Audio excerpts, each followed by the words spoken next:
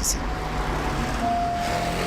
পর্দায় এবার ভিন্ন এক সমীকরণ। বাংলাদেশি চলচ্চিত্রের অভিনেতা জায়েদ খান ও নিউ ইয়র্ক সিটির মেয়র জোহরান মামদানি একসঙ্গে অভিনয় করেছেন স্বল্পদৈর্ঘ্য চলচ্চিত্র ইমিগ্রান্ট ডায়েরিজ এপিসোড 2-এ। মুক্তির আগেই প্রজেক্টটি ঘিরে তৈরি হয়েছে তুমুল আলোচনা। তুমি কেমন আছো মা?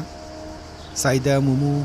গল্পে উঠে এসেছে প্রবাসী বাংলাদেশিদের টিকে থাকার লড়াই, স্বপ্ন আর বাস্তবতার টানাপোড়েন। জন কবির ও সাদ আলামিন নির্মিত এই প্রজেক্টে নতুন মাত্রা যোগ করেছে জায়েদ খান ও জোহরান মামদানির পর্দার রসায়ন, যা শুরু থেকেই দর্শকদের আগ্রহের কেন্দ্রবিন্দুতে রয়েছে। সেরকম হইতো না।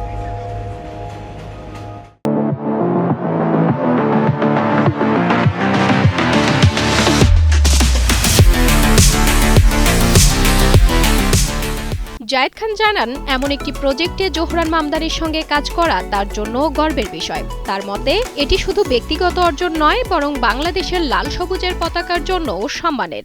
তুমি একদম টেনশন করো না তো, এখানে খাওয়া দাওয়া নিয়ে। জানা যায়, বিশ্বজুড়ে পরিচিত ও প্রভাবশালী মেয়র হওয়া সত্ত্বেও জোহরান সেটে অত্যন্ত আন্তরিক, সহজ ও মনোযোগী ছিলেন। পুরো শুটিং জুড়ে তিনি পরিচালকের নির্দেশনা মেনেই কাজ করেছেন এবং অভিজ্ঞতা নেওয়ার চেষ্টা করেছেন।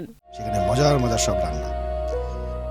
সিরিজটির প্রথম পর্ব গত মার্চে মুক্তি পায় এবং দর্শক মহলে ইতিবাচক সাড়া ফেলে। দ্বিতীয় পর্ব মুক্তি পাবে আগামী 27 মে বাংলাদেশ সময় রাত 9টায়। আমার নিয়ে তুমি আর একদম টেনশন করো না তো, আমি ভালো আছি মা। সঞ্জনা সাথী, কালের কণ্ঠ।